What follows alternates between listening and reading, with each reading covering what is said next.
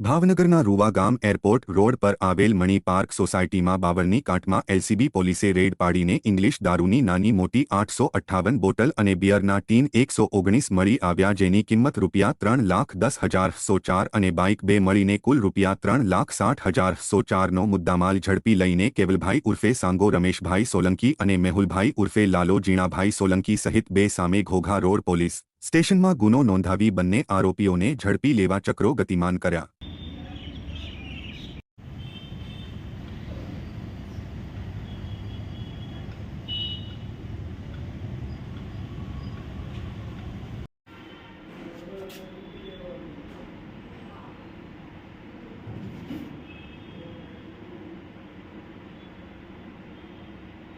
No આવે એને કંગો પૂરો કરીને રોઈ જવાનું રાઈટ જ મને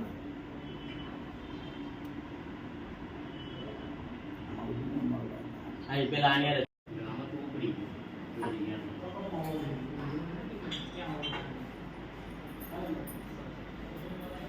આમાં મૂક્યો છે.